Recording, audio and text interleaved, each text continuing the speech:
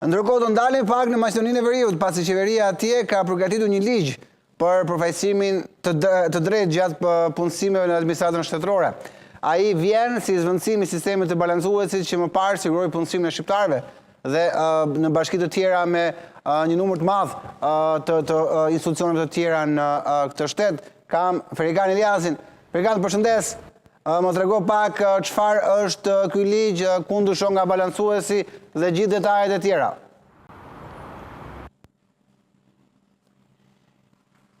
Okej, nuk e di, e kam Ferikan? Ferikan, po, jemi se pati një shkputje, po. Po, ishte një mekanizëm teknik i cili...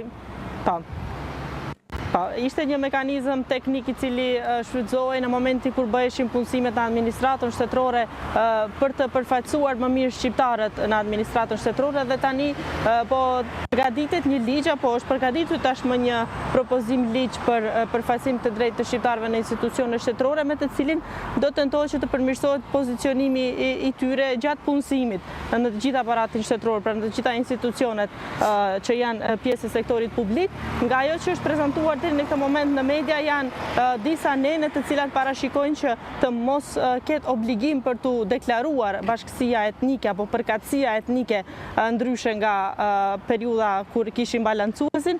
Një element tjetër është që do të formohet një agjenci apo trup koordinues i cili do të përcjell të gjitha institucionet se në çfarë mënyre e bëjnë punësimin apo nëse po e respektojnë parimin për barabartësi apo që të ketë përfaqësim të mjaftueshëm edhe të shqiptarëve dhe të etnive të tjera.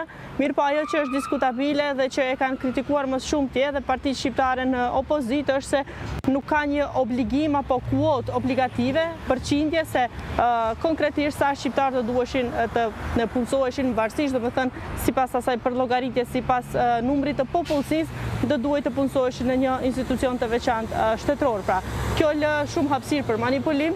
Pastaj edhe pjesa tjetër është pjesa e identitetit apo çështja e deklarimit të identitetit etnik, gjë që është keq përdorur në të kaluarën se ka patur maqedonas që janë deklaruar si shqiptar për të fituar vendin e punës nëpër institucione ku ka patur vakum apo ka patur mungesë të shqiptarëve dhe për këtë shkak edhe në këtë rast po tentohet që të minimizohet kjo duke mos e bërë si obligim deklarimin e etnisë, mirë po duke i krahasuar dokumentacionet personale nga të gjitha institucionet shtetërore ku ai qytetar që aplikon për punë do bëhet faktikisht edhe determinimi se cilës bashkësi etnike i përket, pra pa e detyruar atë që të vetë deklarohet, pa mos e lënë këtë në vullnetin e tij të lirë. Pra ka shumë elemente të cilat janë ende të diskutueshme, mirë po pritet që gjatë kësaj jave dokumenti zyrtar të votohet në seancë të qeverisë dhe pastaj sigurisht edhe do shkojnë në parlament dhe do ketë edhe diskutime publike. Okej, Ferikan, shumë faleminderit për gjithë detajet që sodhe, të uroj një vijim dite sa më të mbarë dhe punë të mbarë.